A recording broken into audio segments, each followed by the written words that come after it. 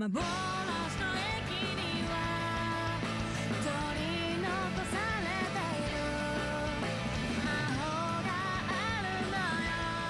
guys! It's the end of the year 2016, thank God. And so I'm here bringing you my top 5 manga releases of the year. There's been a lot of really strong manga releases this year. It's just been a great year. I feel like every other day I wake up, go to Anime News Network, and find out that another series that I really wanted has been licensed. Lots of candidates to choose from. It was hard to narrow it down to 5, but I think I've got a pretty good assortment here. My tastes vary quite a bit from a lot of the other manga YouTubers, so hopefully you'll find something that maybe you haven't been hearing a lot about. First, I have a bit of a runner-up.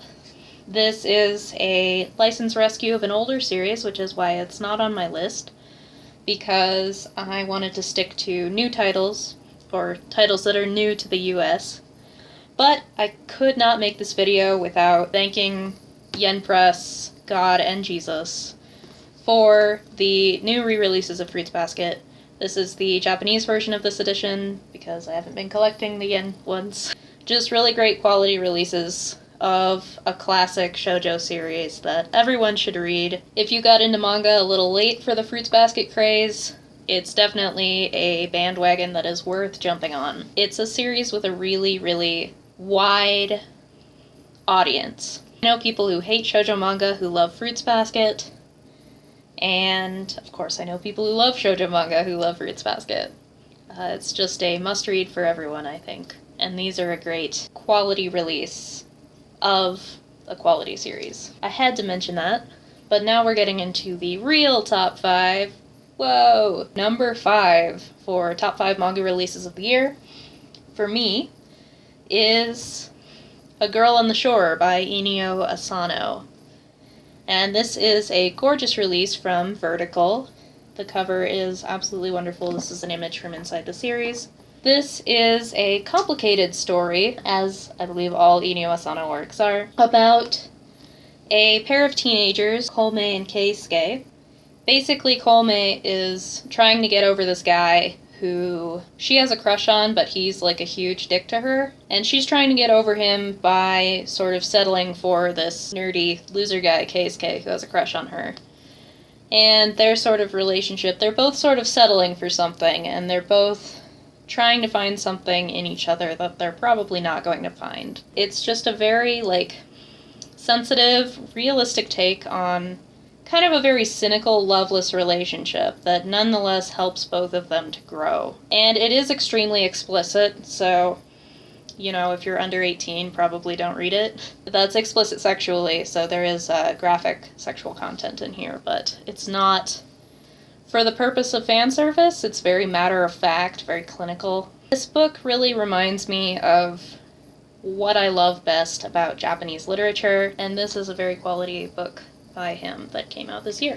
Number 4 is going to be Yona of the Dawn, released by Viz. We have the 3rd volume that just came out. This is a series that I think a lot of people were looking forward to getting after seeing the anime, which was very good. This is a story that's very much in the vein of late 90s and early aughts shoujo epic fantasy, with a very sort of strong-willed heroine, maybe some reverse harem elements, and a pseudo, usually Chinese setting, but this is more of a Korean setting.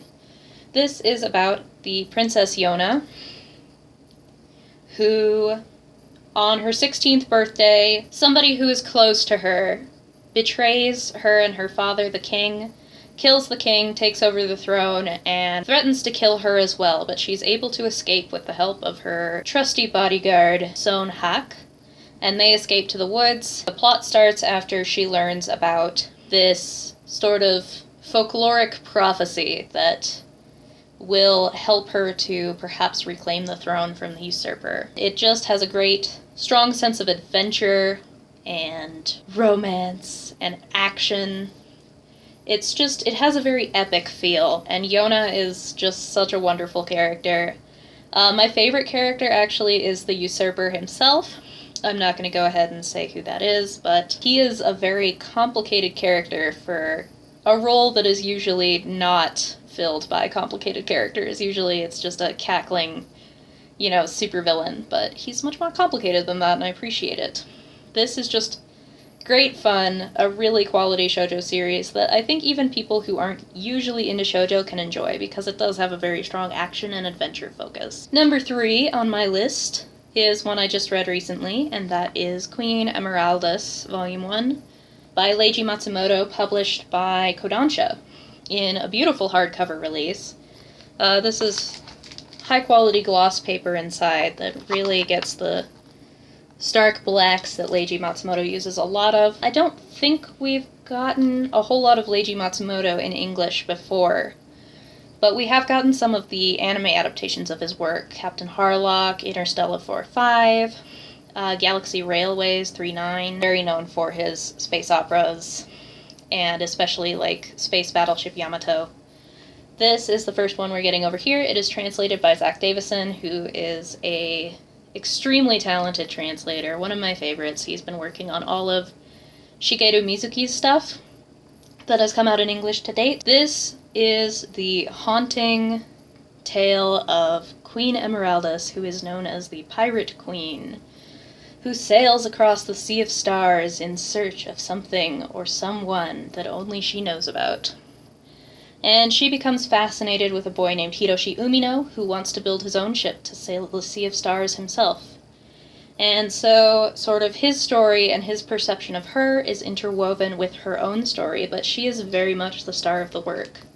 And this is just a beautiful work of classic science fiction that, we don't get in English very often.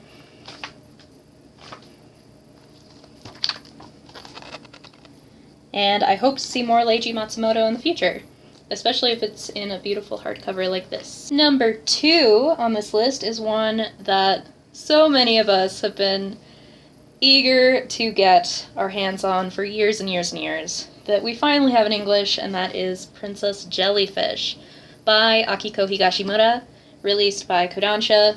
Kodansha on a roll this year, it would seem.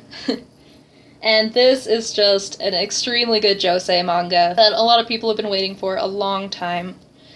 It's about this girl, Tsukimi Kurashita, an 18-year-old illustrator and NEET who is living in an apartment with a bunch of other NEETs. They call their apartment the Nunnery, and they call themselves the Sisterhood, or rather the Amars, which is a pun in Japanese for nuns, basically. Because boys are absolutely not allowed. And Tsukimi is obsessed with jellyfish. She's a jellyfish otaku. And there's a jellyfish at the local aquarium that she keeps going to visit, and she's named it Clara. But one night when she goes to visit it, she sees that it has been placed in a situation that is going to cause it to die overnight. But the clerk who's running the shop is a dreaded stylish boy. And she clams up, being the self-conscious nerd that she is. But she's rescued by a beautiful princess. A stylish woman in a wig and short shorts and the latest Shibuya fashions. Comes by, buys the jellyfish for her, and then helps her set up the aquarium back at her house. And this beautiful princess coerces Tsukimi into letting her stay the night, and later on, Tsukimi realizes that she is in fact a man. This beautiful, stylish princess. And he, Kuranosuke, becomes a friend of the Amars and sort of helps them come out of their shell a little bit. And it's just this wonderfully positive tale about a group of women and, a gender non-conforming guy, which is great. Sort of learning to come out of their shells and celebrate their differences and learn that it's okay to let your freak flag fly and it's okay to be a little on the weird side as long as you love yourself for it. It's so positive. The art and the sense of humor are so quirky and the characters are so lovable.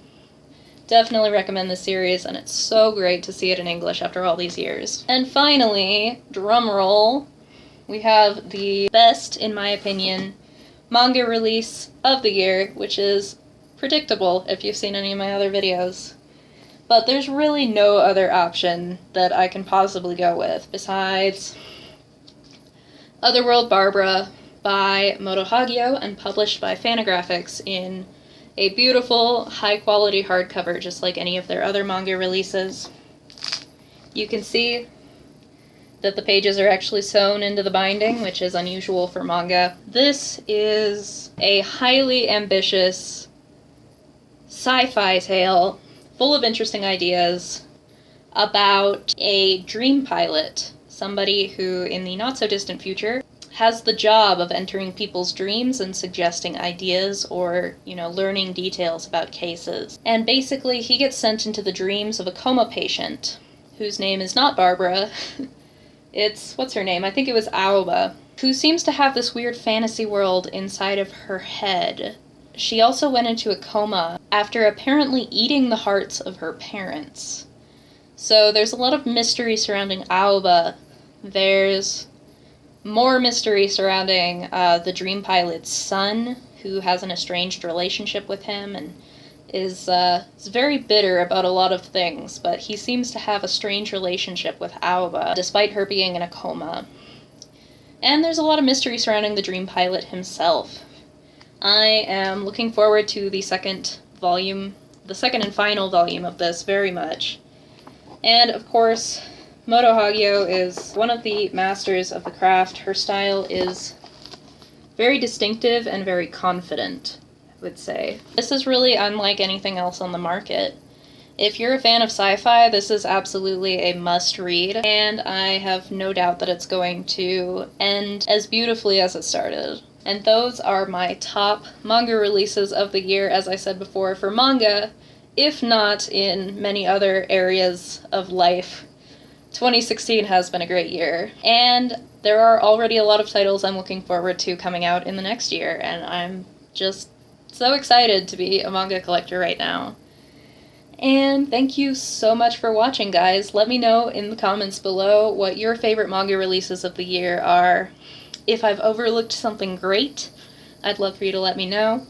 And if you have thoughts of any of the titles that I mentioned, then I would love to hear those as well. See you in the new year, guys. Bye!